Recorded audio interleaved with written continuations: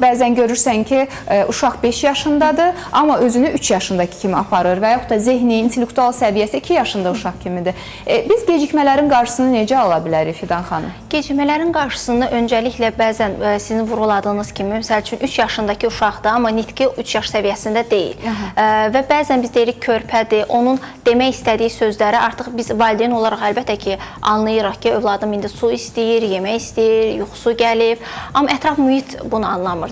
Belə deyək, bağçaya qoyuruq, bağçadakı mütəxəssislər və yaxud da həmyaşıdları tərəfindən onun dedikləri aydın olmur və uşaqda istər-istəməz qıcıqlanma, aqressivlik, vurma davranışı, hətta bəzən olur ki, uşaqlar ümumiyyətlə ünsiyyətdən qaçınırlar da, belə deyək. Yəni fikrini ifadə edə bilmir, bu aqressiyaya çevirir. Bəli, çünki anlamır, anlada bilmir daha doğrusu və qarşısındakı da belə deyək, valideyni deyil ki, valideyn daha professional şəkildə sözsüz ki, başa düşür və uşaqda istər-istəməz aqressivlik yaranır və həmin uşaqlarda ya yaşıdını vuracaq, ya əşyaları sındıracaq və bəzən hətta nə müşahidə edirik, uşaq daha da özünə qapanır.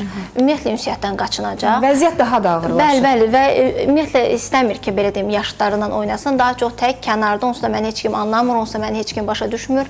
Təəssüflər olsun ki, bu sırf aşağı yaş mərhələsində olan uşaqlara aid deyil. Məktəbli dönəmlərdə də biz bunlarla rastlaşırıq ki, bu həftə yenə bir başqa balamızda müşahidə elədik ki, uşaq sinifdə birinci sinifə gedir və sancılanıb.